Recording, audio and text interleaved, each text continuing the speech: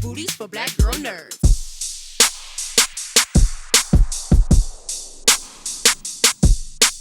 So, John, you actually had Louis Gossett Jr. be a part of this. I did. And you wrote the character of Louis with Mr. Gossett Jr. in mind. I did.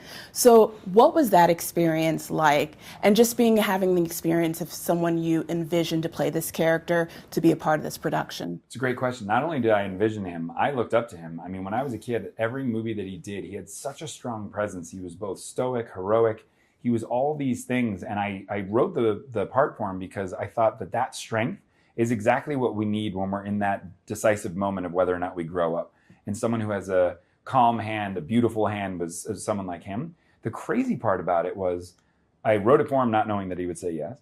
And the first conversation we had, I told him, so you're going to run this retirement home for IFs that's under Coney Island. And he said, yeah, and the boardwalk.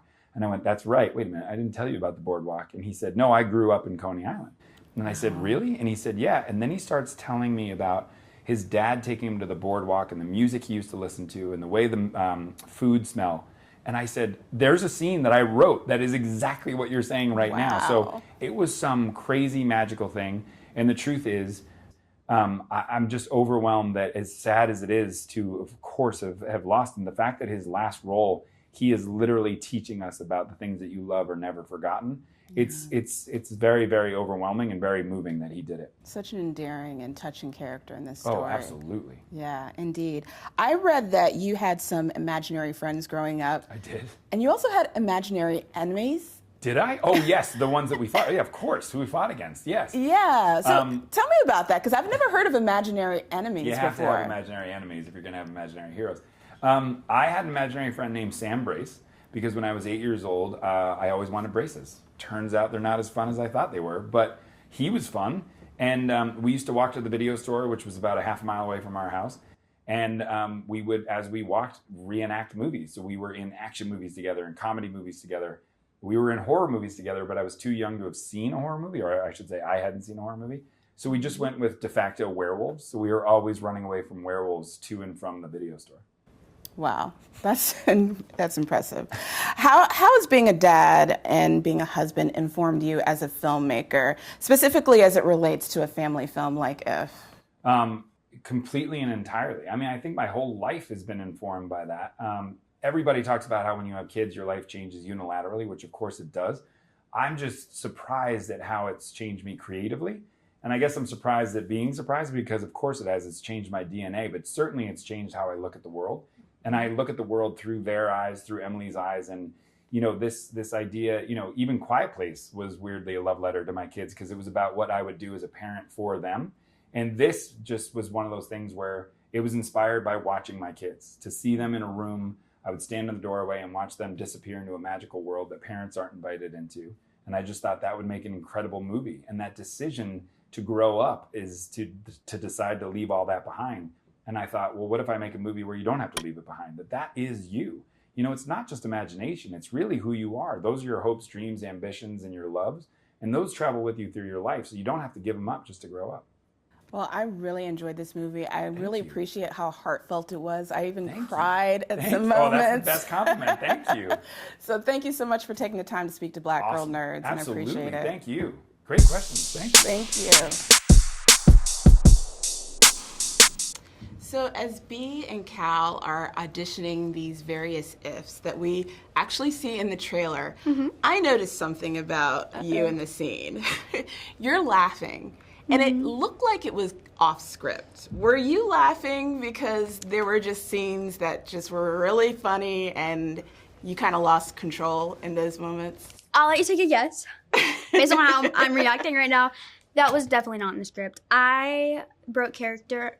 I don't even think I was in character for the whole If interviews because I had Ryan next to me throwing out all of this amazingness, and I was just not there. I literally was laughing all day.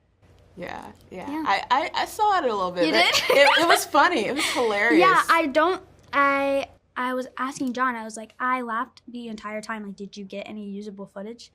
He used the bloopers in the movie, which was just great. I mean, it worked, so. Yeah, it worked perfectly. Thank you. And there's a really cool scene with you. You're dancing with the group of ifs on stage with our lovely imaginary friends. And I'm curious to know, what was shooting like that day? Were the ifs dressed up in costumes? Was there CGI involved? What was that like? So I was in the middle of the stage and Ryan was like behind me, and then we had all of these dancers. They were like professional dancers, but they had gray outfits on, so it was like long sleeves and pants, and they all like had the same outfit on, and there was like dots around their wrists and like their stomachs and things like that. So we did a lot of takes with them and then a lot of takes without them, and those were the scary ones because I think it was like me, Ryan, and 2 other people on stage. And the stage was humongous, and we were in this big theater, so I was very nervous. But after the first time, I got all the nerves out, and then I just had fun the rest of the time. You look like you were having fun. You were Thank getting you. down with those moves. Thanks! I read that you auditioned for the role over Zoom, and you did that in your pajamas. Was that a very relaxed audition for you, or did you feel more pressure? So I had a Zoom with John before I auditioned. I don't remember exactly what it was for. I guess it was just like a rundown on the movie. And then I actually went to New York to audition.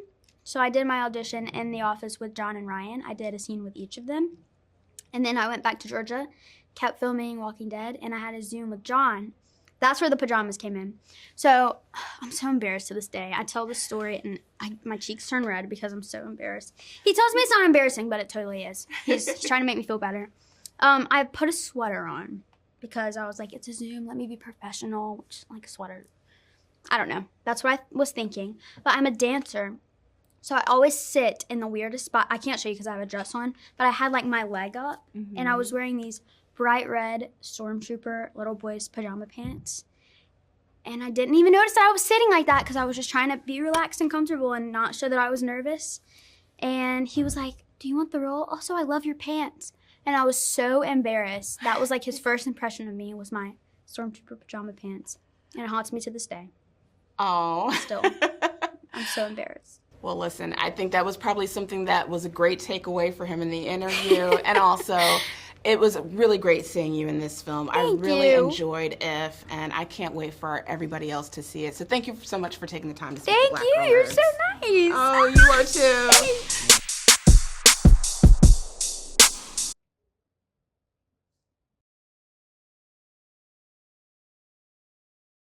I gotta tell you, I've been excited about this interview. Me too. Oh. This is just so exciting. My name is Jamie Broadnax. I'm with Black Girl Nerds, and boy, do we have something very special for you today. I have the pleasure of interviewing some of Hollywood's biggest stars, but I have never had the chance to interview, well, someone this big. Blue, thanks so much for being here. Thanks for having me. Why don't we start by telling everyone, well, tell everyone who you are. I'm an if. And what does IF stand for? If stands for imaginary friend. Get it? But also like, what if? Like, anything's possible. That's amazing. You're an actual imaginary friend. Are there more of you? Oh, yeah, lots more. I mean, almost every kid has one. Had one. Had one? You mean they don't have them anymore? Oh, no, they do. We never leave. We're always here for our kids no matter what. But kids grow up. And when they do, they stop seeing us. Oh, that's so sad. Oh, yeah. For a while there, it was so sad. But then we figured it out. Figured what out? How to get our kids to see us again. Really? And how did you do that? Oh, spoiler alert. You'll have to see the movie. I see what you did there. Fair enough. Well, speaking of the movie, did you have a good time making it? Are you kidding? It was one of the funnest, most magical, fun balls of fun. Blue, what do you hope people will take away from this movie? What do you hope they will leave the theater remembering? That you're never alone. That your if is always there for you. All you have to do is turn around and see. See what? That you're never too old to be a kid. Well, folks, you heard it here first, and I, for one, will be going home immediately to look for my if. Thank you, Blue, so much for taking the time to speak to Black Girl Nerds today. Thank you.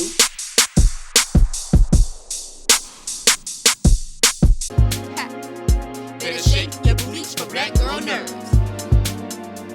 Better shake your booties for Black Girl Nerds.